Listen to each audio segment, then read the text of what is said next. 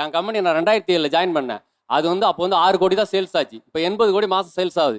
நான் அந்த 16 வருஷமா 2007 இந்த வரைக்கும் ஒர்க் பண்ணியிருக்கேன். அவர் ஈஸியாக சொல்றாரு 10 வருஷம் போகல. என் குடும்பம் இருக்கு. நான் ஐடிஐ படிச்சிருக்கிறேன். நான் வேற கம்பெனிக்கு போய் ஜாயின் பண்ண முடியாது. அந்த கம்பெனியை கோயில் மாதிரி கொண்டாந்து இருக்கிறேன். நான் வந்து சனி ஞாயிறில் ஒர்க் பண்ணணும், பொங்கல் திருவிழாவில் ஒர்க் பண்ணணும், பொங்கலுக்கு நான் ஒர்க் பண்ணணும். ஏன்னா மெயின்டெனன்ஸில் இருக்கிறேன். மிஷின் பிரேக் டவுனில் நான் சாட்டர்டே சண்டே போகணும், பொங்கல் திருவிழாவுக்கு போகணும். ஒரு பொங்கல் விழாவுக்கு நான் ஊருக்கு போகாமல் மிஷின் ப்ராப்ளம்னு சொல்லி இருக்க சொன்னாங்க.